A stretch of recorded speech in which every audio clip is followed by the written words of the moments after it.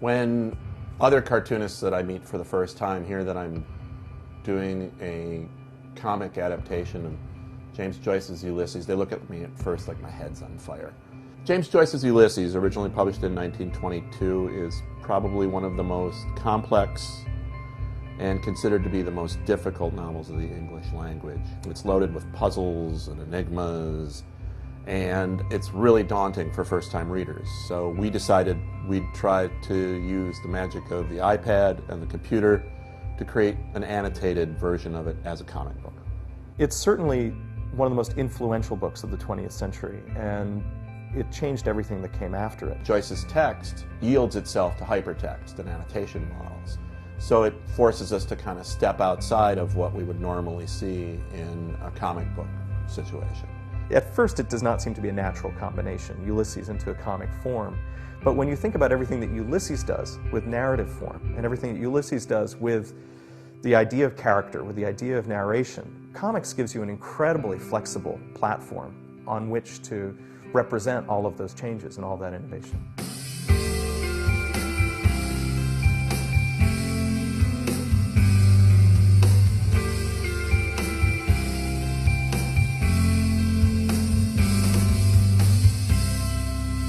Our goal with Ulysses scene was to introduce people to the novel and to lead them to it and to get them excited about reading it. But nobody's really figured on how to do that visually and to present some of the locations and places and characters alongside of one another with handy little word balloons that point to who's speaking when.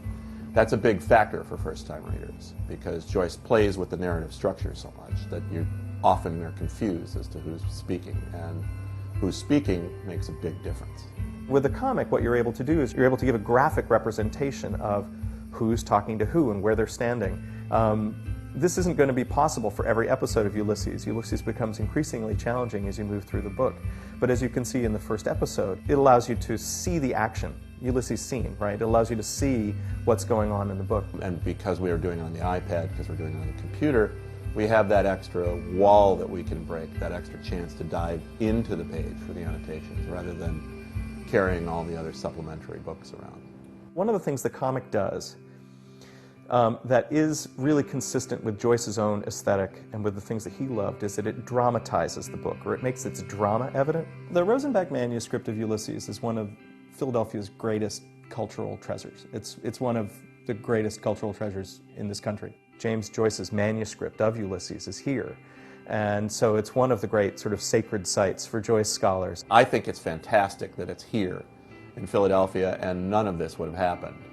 It's all, everything we're doing is all Philadelphia based. We work with people all over now, but the fact of the matter is that the guts of our company and this project that led it all off is from a few guys going to the Rosenbach Museum to celebrate Joyce. And the Rosenbach has been so supportive to us over the course of this that we premiered the work there. So if the Rosenbach was sort of the maternity ward for Ulysses scene, the Irish pub down the street, the Bard's, was definitely the home it grew up in. Joyce's work was really quite controversial at the time because it not only sort of takes the idea of the everyman and makes it epic by comparing it to Homer's Odyssey, but it also delights in the everyday experience. For me, this was one of the things that I first loved about the book, was that it looked at everything. It took a kind of unflinching look at every part of human experience and didn't leave anything out. There's some people who believe, after reading it the first time, that they just read the most educated 700-page fart joke.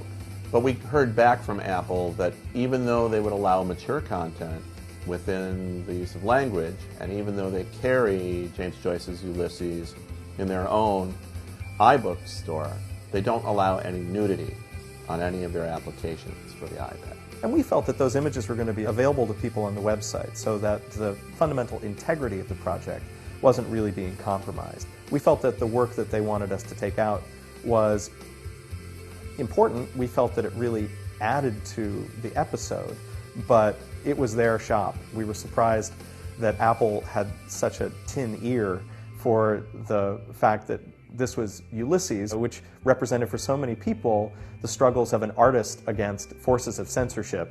We got great coverage in Wired magazine, in the New York Times. The first story was in the New Yorker's book blog, and it just, exploded from there. We're happy to see that all the press made them rethink that, and now they've gone case-specific on the notion of nudity, and they're very kindly turned around and said to us, we'd like to carry the full project, unexpurgated. Can you resubmit the files? They may not really have realized what was going on with the history of the book, and that to have that situation occur again just before Bloomsday, the recognized Joycean holiday everywhere in the world, was not in their best interest. I can't really say that Joyce would love this project. I'm not sure he would. I know that he loved comics. I think he would appreciate what we're trying to do for his novel. But, again, the work of art was created as a novel. This is meant to help lead people to it.